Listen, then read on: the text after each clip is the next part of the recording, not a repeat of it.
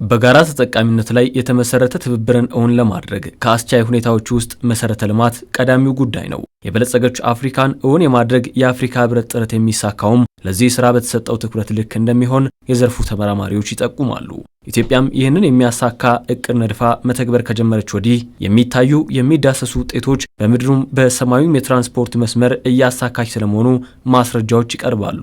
በባለፉት ዓመታት ከዚህ አጀንዳ ትግበራ በኋላ ኢትዮጵያ ከፍተኛ ኢኒሼቲቭን ወስዳ እየሰራች ያለች ሲሆን ለማሳያ ያህል ከአዲስ ጅቡቲ የተዘረጋው የባቡር መስመርን ስንመለከት እንዲሁ ደግሞ ከሞጆ ሐዋሳ ዘን እስከ ኬንያ ላሙ ወደብ ድረስ ያለውን ስንመለከት በኢንተርናል ኢንስታቢሊቲ ጉዳይ ሱዳን ላይ አሁን ቢቆምም 1400 ኪሎ ሜትር ድረስ ተጠንቶ ተነጋግረው ተግባብተው እስከ መተማ ድረስ የተጀመረውን መሰረተ ልማት በዚህ ደግሞ በሳውት ሱዳን ያለውን ስንመለከት ሶማሌ በጅጅጋ በርበራ እየተሰራ ያለውን ስንመለከት ሪጂኑን በኢንፍራስትራክቸር ለማገናኘት አቪዬሽን ኢንዱስትሪ ደግሞ በካርጎና በሰው ትራንስፖርት ደግሞ ይህንን የማገናኘት ስራን እየሰራች ነው።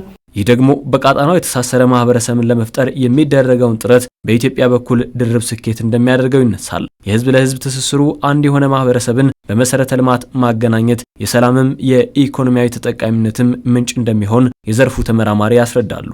እዚህ አካባቢ ያሉ ማህበረሰቦች ምንድናቸው? በአንድም በሌላም በብሔር አንድ አይነት ጎሳ አለ።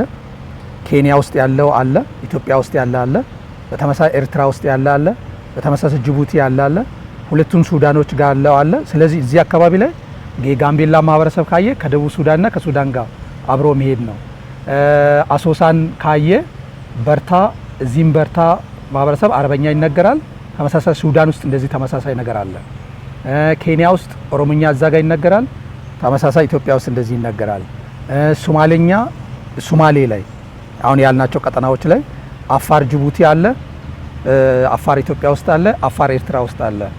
ይሄ ማለት ምንድነው? በቀጠና ትስስር ያደርጋል። ከዛም ያልፍና ቅድም ያልናቸው ማህበረሰቦች ታንዛኒያ ውስጥም ኡጋንዳ ውስጥም ቡሩንዲ ውስጥም አንድ ማህበረሰብ አለ። ያ አንድ ማህበረሰብ በምን ይተሳሰራል ካልክ በመሰረተ ልማት።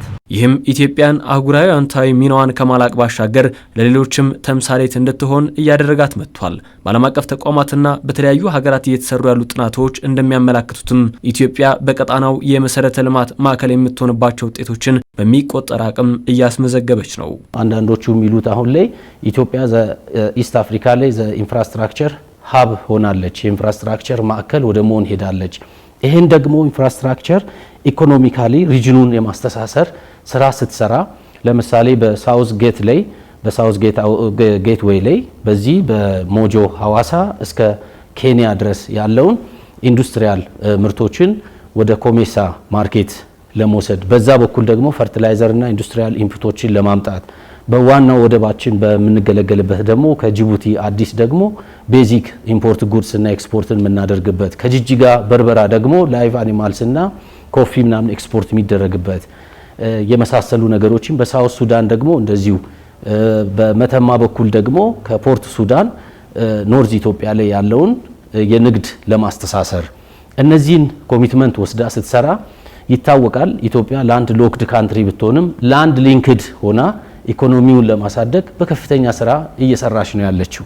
በኤሌክትሪክ ኃይል ስርጭትና ሌሎች የልማት ዘርፎች እየተሰሩ ያሉ ስራዎች አፍሪካ የምትሻበት ደረጃ ደርሳ ለመመልከት ከፍተኛ አስተዋጽኦ የሚያደርጉ ናቸው። ከቀጠናው ሀገራት ተሻግሮ አህጉራዊ መልክ ስለመያዙም እስከ ደቡብ አፍሪካ የተዘረጋው ውጥን በማሳያነት የሚቀርብ ነው።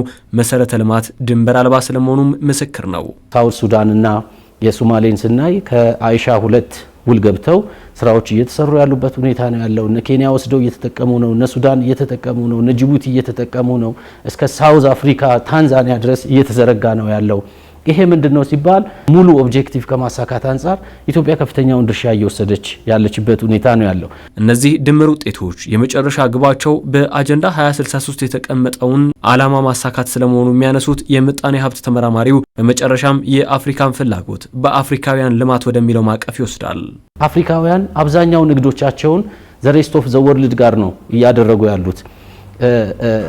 ይሄ ኢንተርኮንቲኔንታል ትሬዱ ነው ከኢንትራ ኮንቲኔንታል ትሬድ የሚበልጠው። አፍሪካ ከሌሎች አህጉሮች ከሌሎች አገራት ጋር የምታደርገው እና በአፍሪካም ቢትዊን አፍሪካ የሚያደርጉት ሲታይ ከ18% አይበልጥም በአመት ከሚካሄደው አጠቃላይ ኤክስፖርት ስራዎቻቸው ማለት ነው። ስለዚህ አሁን እየተደረገ ያለው ምንድነው ኢንተርኮንቲኔንታል ትሬድ የነበረውን ካልቸር ወደ ኢንትራኮንቲኔንታል ትሬድ ለመቀየር ነው። መሰል የልማት ስራዎች በጎረቤት ሀገራት መካከል የሚፈጥሩት የባለቤትነት ስሜት ተሻጋሪ አቅም እንደሚኖረውም ተመላክቷል።